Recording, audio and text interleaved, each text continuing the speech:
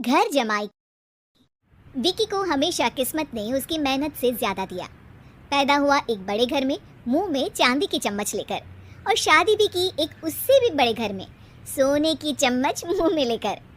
उसे मेहनत करने का शौक नहीं था, एक शौक था, वो भी घटिया शायरी करने का। उसकी हर बात शायराना ही होती थी। जैसे कि एक दिन, दूर से देखा तो चांद पे दाग था, दूर से देखा तो चांद पे दाग था, पास से देखा साबुन का छाग था। ठोको ताली। अरे ऐसी शायरी करोगे तो ताली तो पता नहीं, कोई तुमको ही ठोक देगा।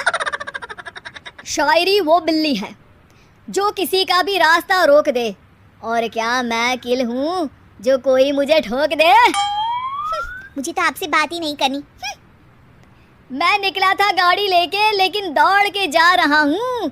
मेरी शायरी कोई नहीं सुनता, मैं घर छोड़ के जा रहा हूँ।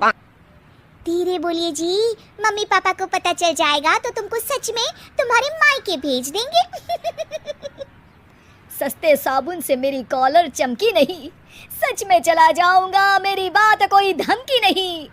अगर शायरी ही सुनानी है तो सुनाओ, लेकिन कोई काम धंधा भी तो करो। मेरे पिताजी के पास बहुत पैसा है, तो घर जमाई बन के खा रहे हो, और कल जा रहे हो ना अपने मायके, तो आज ही चले जाओ मेरी बला से। हमें तो अपनों ने लूटा, गैरों में कहाँ दम था हमें। अरे चुप हो जाओ, तुमको मिर्जा गालिब की कसम। अरे जाना है तो जाओ, लेकिन पहले मेरे मम्मी पापा से मिलकर जाओ, वरना वो क्या सोचेंगे।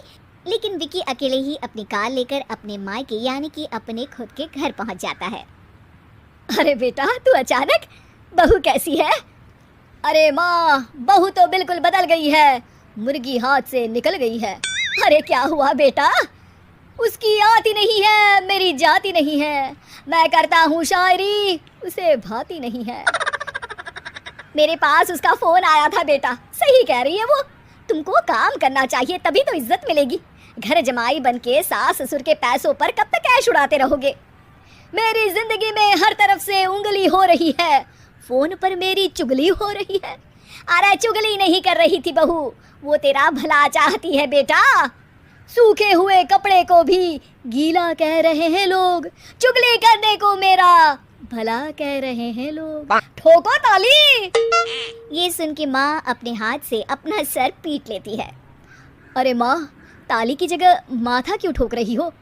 बेटा तू ना आराम कर, तेरे पिताजी भी आने वाले हैं, खाना लगा देती हूँ।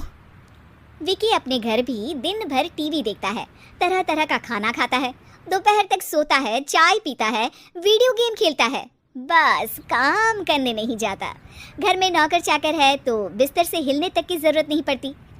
कई बार तो विकी अपने नौकरों को बिठाकर शायरी सुनाता रहता। कब जाओगे बेटा? अरे कैसी बात कर रहे हैं डैडी, क्या आप मेरे फादर नहीं? आप मुझे भगाना चाहते हैं क्या? ये मेरा घर नहीं।